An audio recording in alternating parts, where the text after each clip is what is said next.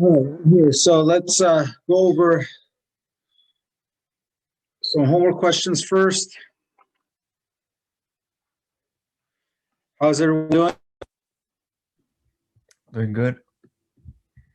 So what we're going to try to do here, after I go over the homework, I'm going to go over section 2.4 first, then I'll come back and do 2.3 after the break. I want to try to use the iPad after the break, but I think 2.4, which is a section I want to do on the board. Anyway, but you don't need to know 2.3, 2.4, 2.4 because some books change it around. Anyway, let's go ahead and get started. Video is on, please. We still got oh no, we got almost everyone here. I was thinking my other class, which has almost 40 students, but you guys, there's 31. So we got almost everybody here. So questions on the homework. Last time we did sections, what section did we do last time? We did 2.2, right? Yeah. 1.1 and 2.2? Yeah. Okay. All right. So questions on any of those?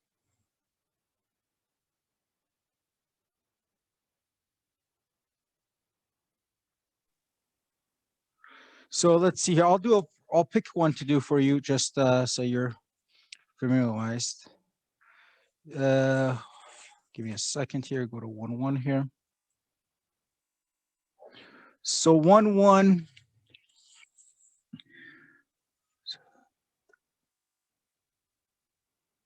I have a question. Yes. However, it wasn't a number you assigned. It was 2.2 number 6. Right. I was just doing it as a practice problem, but it looked, there was like one question I didn't understand in the whole thing. All right, let me see here.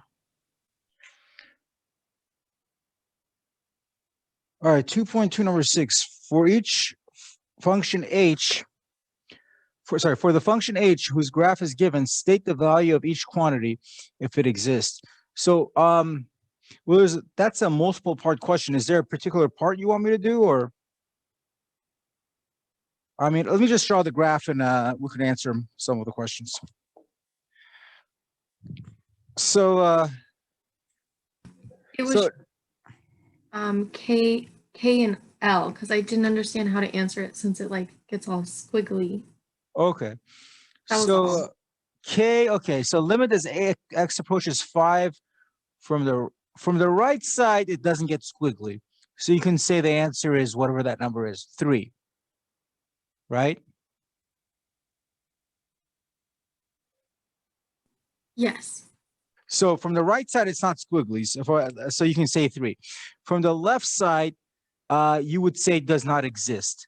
I didn't talk about that yet, because if it oscillates back and forth and it doesn't look like it's slowing down, so that's it. Yeah. So if it's like going like this, then it's approaching a number.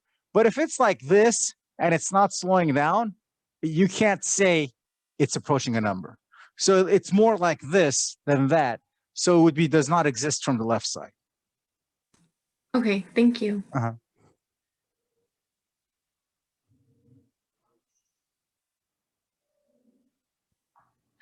All right, so let's focus on the problems that I assigned.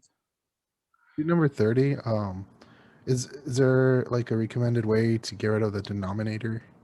So on which section? 1.1. Number 30.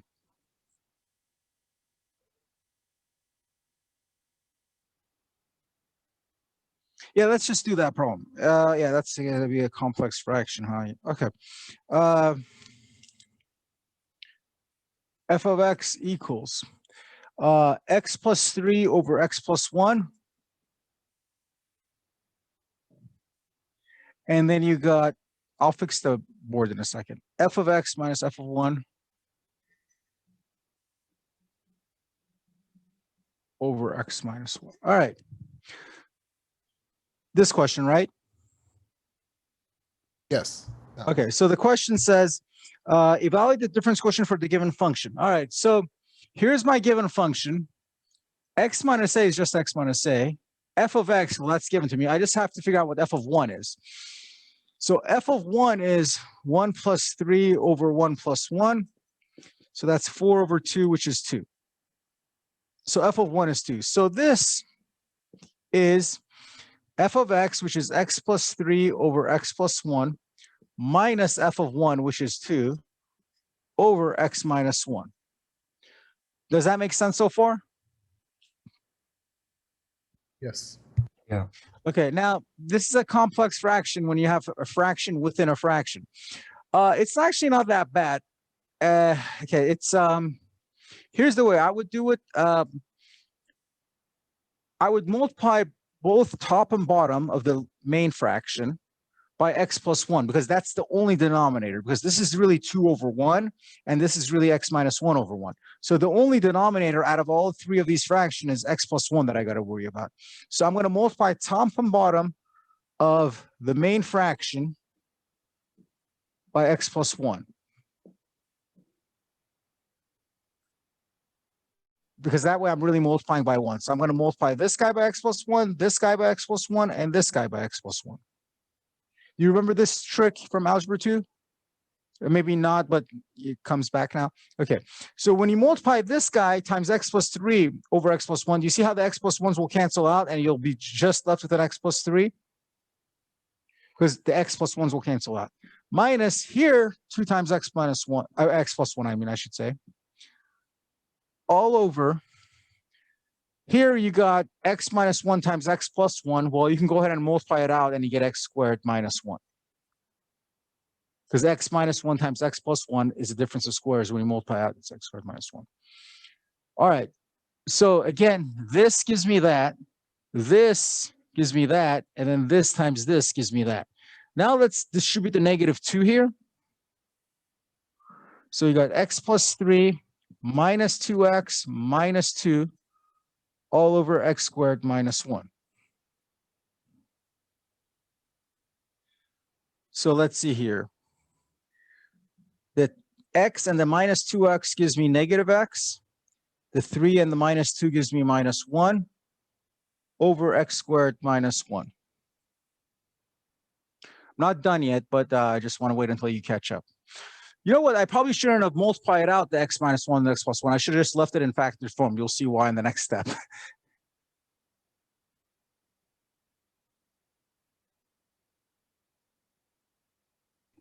Professor, Yeah. would it be negative x plus 1? Oh, yeah. Thank you. I did that on purpose to see who's paying attention. Good job. All right. Now I'm going to do the last step over here. On top, I'm going to factor out a -1. On the bottom, I'm going to factor it. I shouldn't have never multiplied it out. I should have just left it as x minus 1 times x plus 1.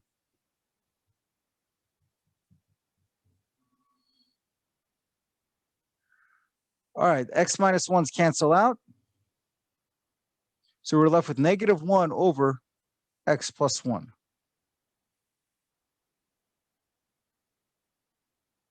So just FYI, this goes from here to here, then to here, then there, then here, then here.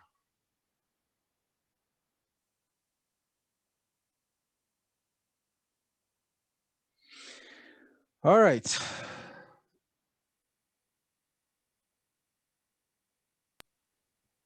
Are we good?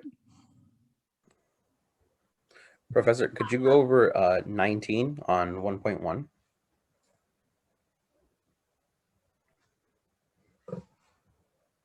I didn't even assign number 19 on 1.1, did I? I thought you did.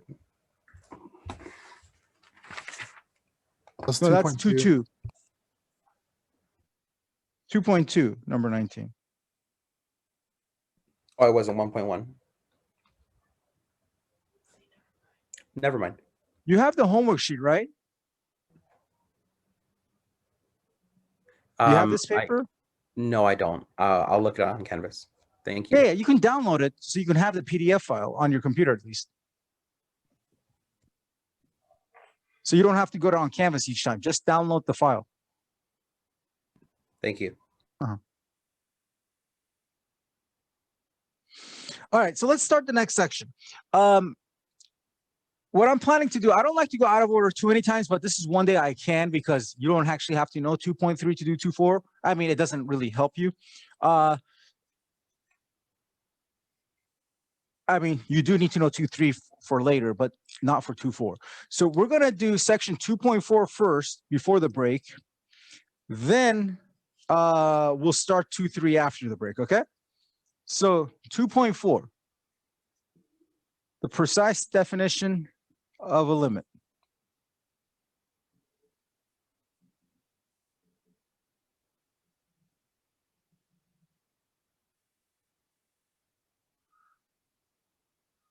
Now, for those of you who haven't had calculus before, this is one of the toughest sections of this class.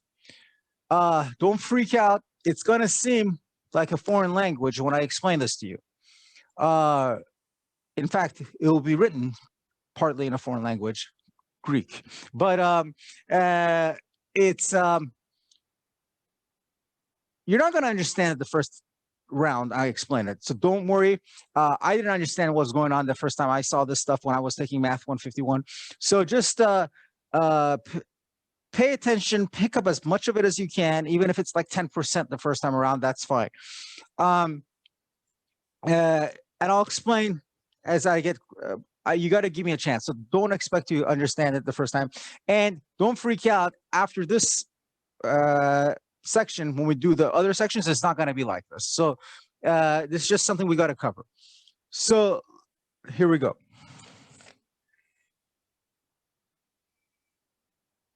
So when we talked about limit as x approaches a of f of x equaling L, what does that mean? So for example, you got some function f of x and limit as x approaches a. So a is the x value. As x gets closer and closer to a, whatever a is, might be 5, might be 6. What does it look like the function value is going towards? Well, from this side and from this side, it's going towards this number, and we call it L. Now, I'm going to give you the formal definition of that. So here's the formal definition of limit. For every epsilon greater than 0. So this is the Greek letter epsilon. It's the lowercase epsilon.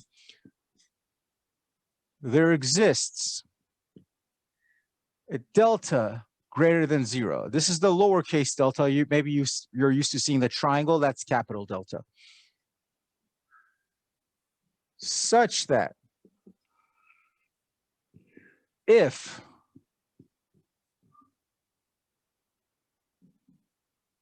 zero is less than the absolute value of x minus a, which is less than delta, then the absolute value of f of x minus L is less than epsilon.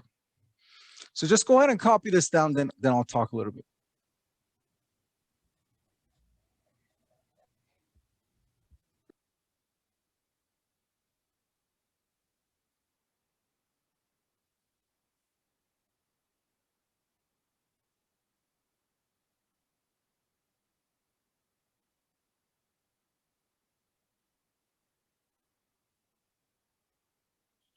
So for every epsilon greater than 0, there exists a delta greater than 0, such that basically the greater than 0 means for every positive epsilon, there exists a delta that's positive, such that if the absolute value of x minus a, obviously it's going to be greater than 0 if it's the absolute value, but I mean, it could be equal to, but it's greater than. If absolute value of x minus a is less than delta, what does that mean? Means if I were to pick any x value where I pick the difference between the x and a, so that's that distance, if it's less than epsilon, which I got to draw epsilon in a second. So let me draw a better graph to explain this here. Less than epsilon or delta? Sorry, delta. I mean, I have to draw it here first. 1 second. I'm going to erase the title here because I need the delta. I meant, yeah.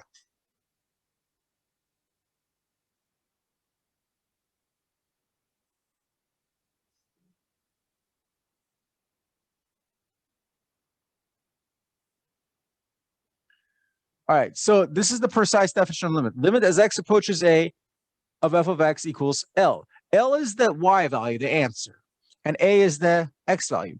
So let's say, give me a second, let me just draw This. So epsilon would be on the y. You think of epsilon as that goes with the y-axis, and delta would be here, a minus delta, a plus delta. So let's go back. If you pick any x, basically what this is saying is, if you pick any x value in this region, why any x value in this region? Because this is the region where x minus a, you take any x value in this region and you go minus a, whether it's here or here, it doesn't matter because you're going to take the absolute value of it. If you take the difference, that difference, as long as it's less than delta, which it is, because if you pick anything in this region, that number minus a, which would be this much, which is obviously less than delta, which is this much. Any value there, well, the function value of that x value minus L will be less than epsilon. Basically, if you pick anything in here, the function value will be within epsilon. So it's going to be trapped in that range. So anything in here, the y value will give you something close to L where it's less than epsilon if you take the difference between that value and L. It'll make more sense once I do an example. So I'm going to go ahead and erase this, and I'm going to do it with numbers so you'll see what I mean. And what I'm going to show you how to do the proof. Once I do a couple examples, it's makes sense. No, it's not like vectors at all. I don't know what you're talking about, Daniel. What class vectors are you talking about? This reminds me of like the trigonometry, the vectors, how like the value. Yeah, I don't know. You did vectors in trig? Yeah. Yeah. Which part of okay? Which part of trig are we talking about? Oof. I don't remember. Yeah, I'm not. I know there's vectors in the third semester calculus. I'm trying to remember the trig third semester. Okay. Anyway, let's move on. I'm gonna do a problem with an example, so you'll see what's going on here. Basically, any x. What I'm trying to say here before I erase this, any x value within this region, its function value will be within epsilon. That's what this is saying. So.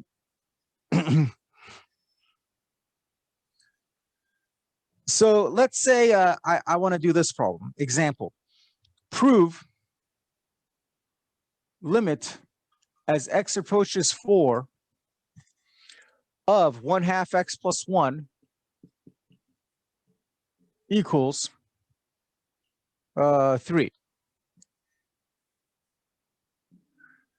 Now, the answer is true. Limit as x approaches 4 of this is 3. Because if you just plug in 4, what's 1/2 times 4 is 2, plus 1 is 3. And you'll see when you just plug it in, you get 3. You'll see that in the next section that we do. So that's not the hard part. Showing the proof, let me write the definition down. You'd go for every epsilon greater than 0, there exists a delta greater than 0, such that. Now, you don't even have to memorize this. Well, even if we were taking this test in class, I wouldn't make you memorize this definition. I would provide it for you. But you get to use a page of notes front and back. So write this somewhere in there. Such that if 0 is less than the absolute value of x minus a is less than delta, then absolute value of f of x minus L is less than epsilon. Okay. Now, I'm going to draw you the picture after I finish the problem, because I want to draw a nice big picture. I don't want to take up the space. But 1/2 x plus 1, this is not the picture, it's just a rough sketch. Looks something like that. I'm just showing you as x approaches 4, the answer is going to be 3.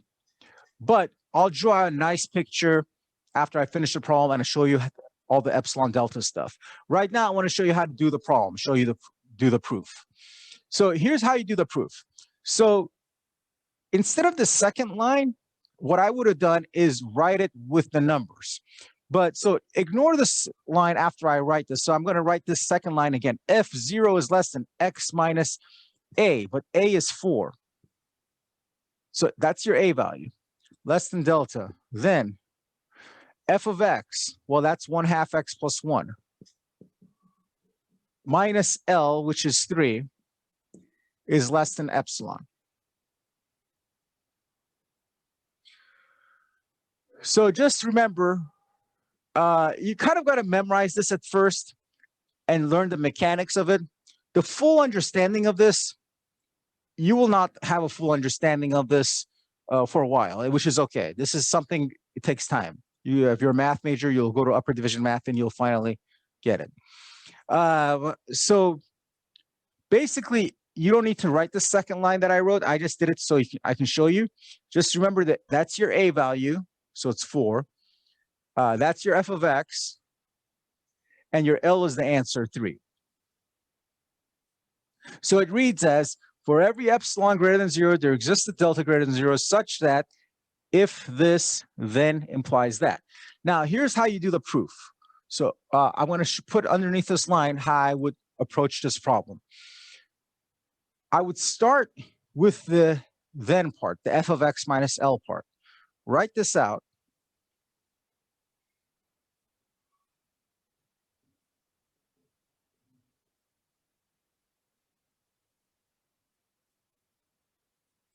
And your initial goal when you're writing this out is supposed to get what's inside this absolute value, which is this, to look like that. Can you get this to look like x minus 4? Well, hopefully you can. So you would say, all right, this is the same thing as 1/2 x. 1 minus 3 is minus 2.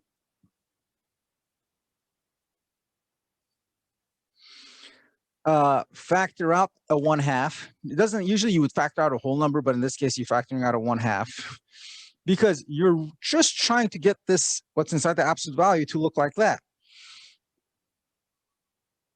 Now multiply both sides of the inequality by 2.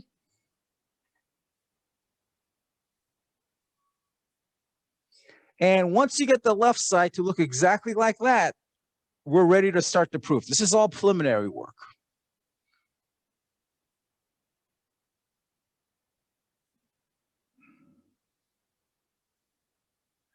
All right, so I'm ready to start the proof. Now, we got through the hard part. So remember what the definition says. It's if this, then that. So look at this, though. It says less than 2 times epsilon. So delta, since this is the same thing as that, so delta must be 2 times epsilon. So we're going to choose, let's choose delta to equal 2 times epsilon. And here's the proof, and I'll explain it more once I finish. If, start out with the if part, 0 is less than the absolute value of x minus 4, which is less than delta. Because the way the proof is going to start is with the if part, then you're going to show that this will follow it afterwards. Why did I do all this for? You'll see in a second. This is to make my life easier when I actually start the proof. From this point forward, you don't really have to think. All you got to do is say then, replace delta with what you have here, 2 times epsilon. So absolute value of x minus 4 is less than 2 times epsilon.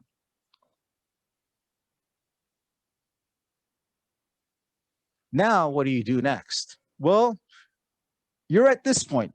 Absolute value of x minus 4 is less than 2 times epsilon. So all you got to do on the next line is just go backwards. Then write this, then write this, then write this, and you're done. So because you already know where to go because you already did it. You did it backwards. So now you know which way to go back. So now I'm going to write this line. 1/2 times absolute value of x minus 4, which is less than epsilon. Then I'm going to go here, which is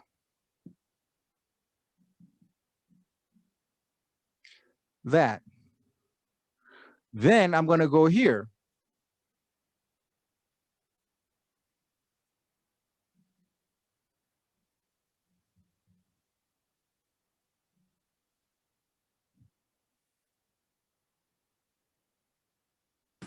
Professor, can you point Yeah. your camera just a little farther down?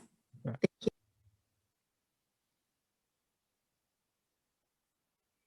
So again, how did I come up with going from here to here to here to here? It's already done for me. I just went backwards.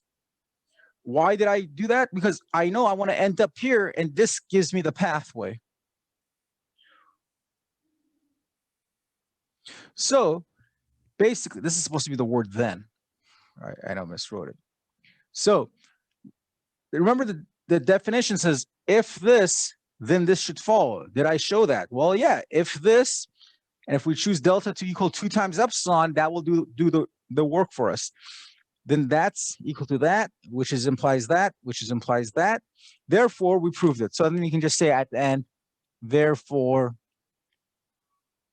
this 3 dots means therefore, but you don't, it's okay if you don't put it. Limit as x approaches 4 of 1/2 x plus 1 equals 3. And that's it, we're done. So that's the proof. Now, someone in one of my other classes asked, how come you're undoing what you just did here? Well, no, I am not undoing it. This is not the work. This is the work. This is the main part of the proof. This is just preliminary work, but I mean, you still got to show the work so that when you're doing the proof, you know where you're headed because it's already done. You already worked your way backwards here. So you know that this will give you that, which will give you that, which will give you that. And that's where you want to end up because this is the then part. Excuse me, Professor. Again, yeah. So just to go a little bit back, how'd you get the 4? The -4? Where is the -4? Here? Left section? Huh? The left side on the left on the beginning? Here?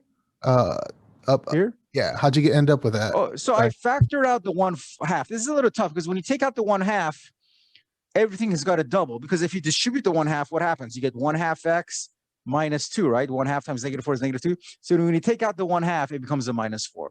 Basically, you have to multiply both sides by 2 because I took out the 1/2. It's a little hard to explain that because usually when you factor something out, you factor out a whole number. But in this case, I factor out a fraction. So it reverses it. Just think of it backwards, going from here to here. If you were to distribute this 1/2, you would get 1/2 x, 1/2 times -4, which is -2. Got it. Thank you. The thing is, why the heck did I factor out a 1/2? Well, I'm trying to get what's inside the absolute value to look like that. So I had to get rid of the 1/2, so it's just an x. And how did you get 2 on the other side? Here? Yeah. So from here to here, I multiply both sides by 2. So the 2 here cancels with the 1/2, and here you get 2 epsilon. Oh, okay. Thank you. So you basically, the whole purpose of you doing this left section is to get exactly what you want. Yeah. The same thing. You basically want the same thing on the right side. You want the equation on the left to look exactly the same. Yeah, I want this to look like that. And Okay. then also at the same time, I know what to choose for my delta, which is 2 times epsilon. And if you can't get the left side to that, does that mean that it's not proven? You should can't- be it can't able to. Oh, so you should be able to. It's not like Yeah. you can or you can't. Yeah, you could. You should, yeah, on these problems. When there's a linear equation we're going to do, yeah. Okay. Now, can I erase the stuff above this line so I can show you a nice picture of what's going on? I'm going to erase above this horizontal line right here in a minute. Professor, before you do that, could you once again explain the for epsilon is greater than delta, there exists that part? For every epsilon greater than 0, there exists a delta greater than 0, right? Well, yeah, I'm going to explain it by drawing a picture. Okay. You have it written down, right? Yeah, I have it written down. Yeah, I don't need it on here. I have it memorized, but I could, as long as you have it written down on your paper, then I'll talk. Can I erase? I'm going to erase above this line then, okay? You want to, we're good? Okay.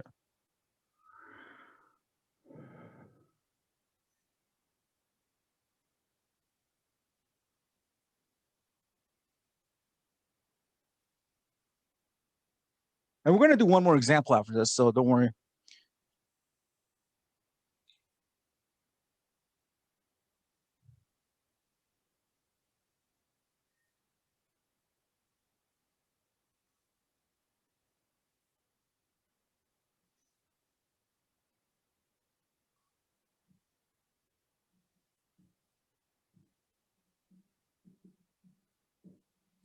So 1/2 x1, I'm going to graph that.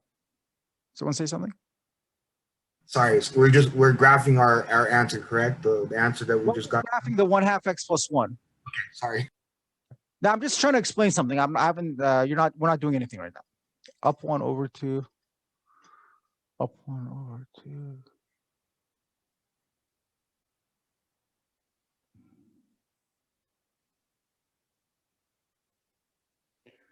So there's the graph that's of f of x, 1/2 x plus 1. So what I explained here is limit as x approaches 4, which is right here. The answer is 3, which makes sense, right? Limit as x approaches 4. From the left side and the right side, it's approaching 3. So here's all the delta epsilon business. I said for every epsilon greater than 0. Now, epsilon and deltas are usually very small numbers like 0.1, 0.2, but I'm going to make it large just to show you in the picture. So I'm going to make epsilon 1. So my L is 3. So 3 plus epsilon, that would go up to 4. 3 minus epsilon, that would go down to 2. So notice here, as I'm drawing the graph, remember I chose, we're in this problem, we should choose delta to be 2 times epsilon, which makes sense. Look at the picture. I chose epsilon to be 1, but delta needs to be double of that size, so that if I pick any x value within this region, the function value in that region will be within epsilon. That's what this is saying. For any epsilon greater than 0, you pick any epsilon greater than 0. You say, okay, I'll pick epsilon is equal to 1. Then I will come with I will provide a delta, which in this case, I'll go double of what you gave me. So 2, such that if you pick any x value here, so any x value minus a, your a is 4. So let's say I pick x equals 5. Well, what's 5 minus 4? 1. Is that less than delta? Yes, because delta is 2. So you pick any value that's within this region. So let's say I pick this one. The function value at that x value will be within epsilon, meaning in this region. That's what the f of x minus L being less than epsilon means. Does that kind of make sense? Yeah, I know it's really fuzzy, but don't stress so much about it. I want you to be able to do this part. So we're going to do another problem. I just focus on the mechanics of it. The big overall picture, you really don't get until maybe your junior year as a math major. Professor, just for clarification, so for any x value between 2 and 6, the like y value or whatever will be within epsilon, and so that's 4 and 1? No, Or 2 and 2? Okay. Yeah, exactly. Yeah. Okay. In this particular case, yeah. So if you pick epsilon equal 1, that means we're talking about this range right here, right? That this is the range where epsilon is equal to 1, because your L is 3, so 3 right here. So this would be 3 plus epsilon. This would be 3 minus epsilon when epsilon is 1. So we're talking about the range from here to here. If delta equals double that, so delta would be from here to here. So if I pick any x value between 2 and 6, the function value will be between 2 and 4, exactly. That's what all that Greek stuff is saying. Professor? Yeah. So the epsilon is on the y side and then the delta is on the x side? Always, yes, for these problems. So I have a question. So if the line was, slanted upwards a little bit, More? yeah. Yeah, we're going to do that on the next example. Okay, got it. Yeah, then of course your delta will be different. Yeah. It's not going to be double of epsilon. It might be same as epsilon. It might be a third of epsilon. It just depends on the angle. And then if you want to make it really tough, what if you have a curve? Well, we're not going to do that in this class. Thanks. You're welcome. Aaliyah is a little disappointed, but she'll get over it. You get to do all that in 251, so no worries. Oh, you do it in 251? Yeah, Schoberg made us do like 2. Okay, I never did it in 251 when I was a student. I ended up doing that stuff in upper division. We But started it off, yeah, and I was like, oh my God, but it never really showed up after that on like an exam or anything. I guess he just wanted us to see it. yeah, I took it over the summer when I took Calc 3. So we just skipped all the stuff you don't need to know.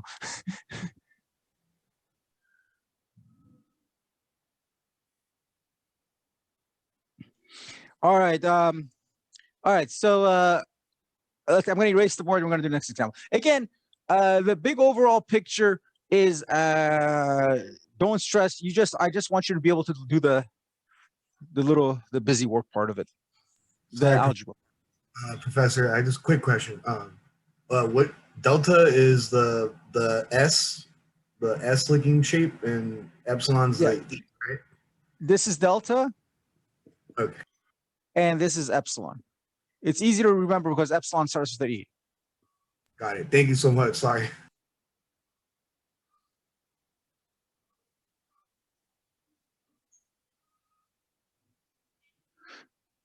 So yeah, just FYI, delta, these are both deltas, but that's lowercase delta, that's capital delta. And then epsilon, I'm drawing a blank, which is capital epsilon. Little e? No, that's sigma. I forgot. I'm drawing a blank. Never mind.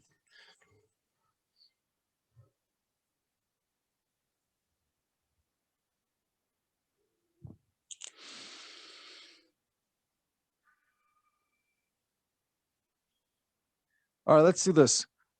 Prove limit as x approaches 4 of 2x minus 5 equals 3. Now, I'm not going to do the picture for this. We're just going to do the proof. So that means for every epsilon greater than 0, there exists a delta greater than 0 such that if 0 is less than, I'm going to go ahead and go right to the plugging in the numbers. X minus a, what's my a here? 4. Yes, minus 4. Then my f of x is the 2x minus 5 minus L, which is 3, is less than epsilon. That's what I want to show.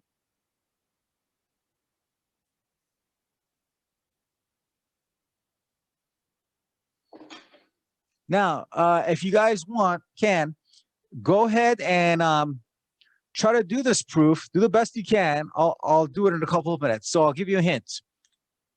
You would start off with that and work backwards and try to get what's inside the absolute value to look like that. And then that helps you determine what delta should be. And then from there, you would start the proof here. So I'll give you a couple of minutes, do the best you can, and I'll go over it.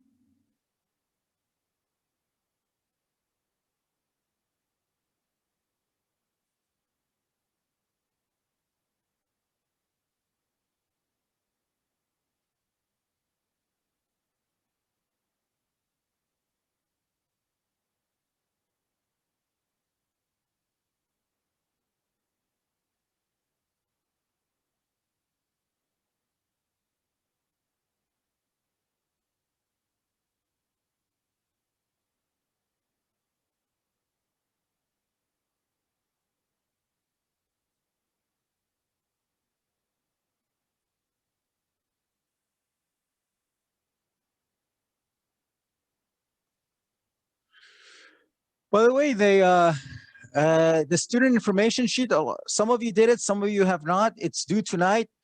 Those of you who haven't done it, are you guys good? Any trouble with it?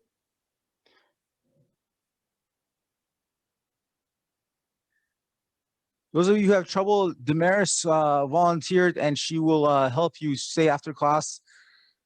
Right, Damaris?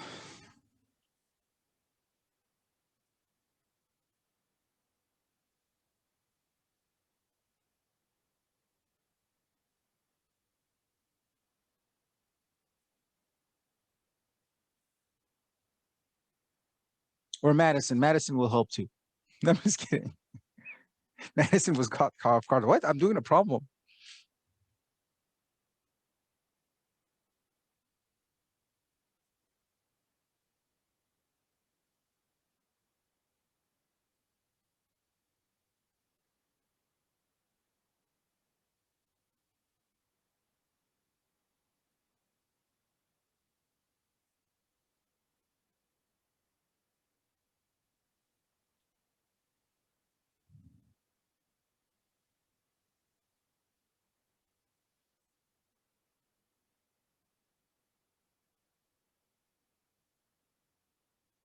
Oh my God, we got everybody here and their video on. This is really a great class. I'm impressed.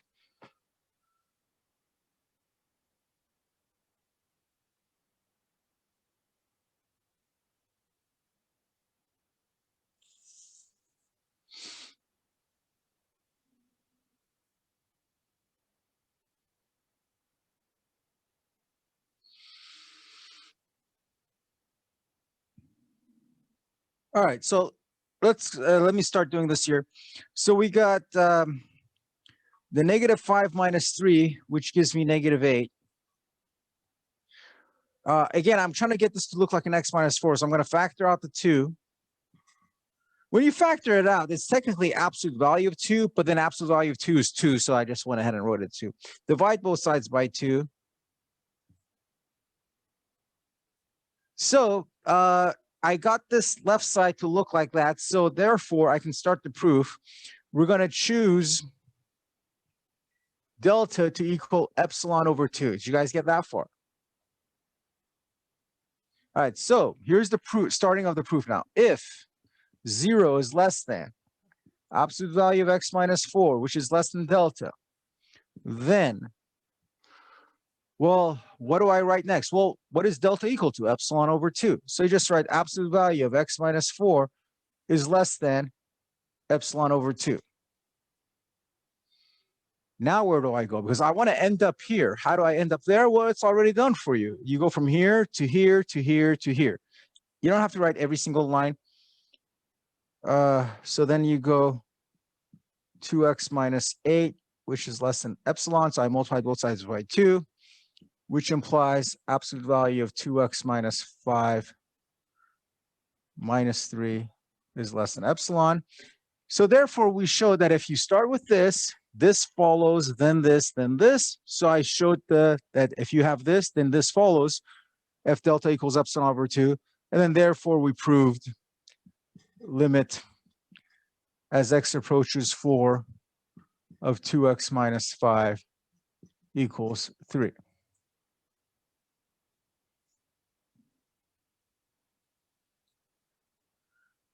Any questions?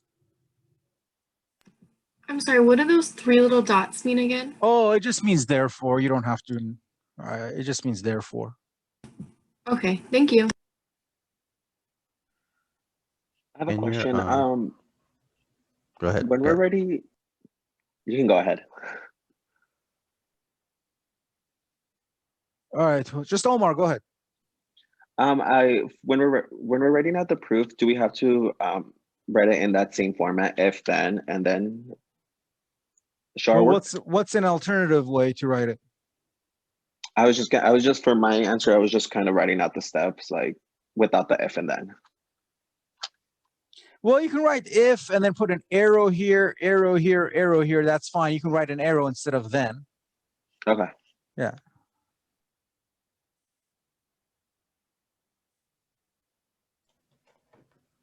Could your epsilon be negative?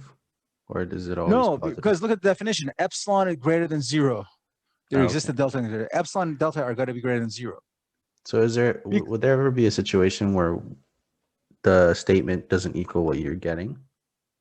This part? Right. No. It should always work out. Okay. Remember, epsilon and delta are distances, remember, on the x and y axis. So if this is your A, delta is that distance, and then epsilon is that distance. So it's always a positive number. And it says it in the definition. For every epsilon greater than 0, there exists a delta greater than 0. So It's always some distance. Granted, it's a very small number, but it's positive. And then, yeah, if you get negative, you did something wrong.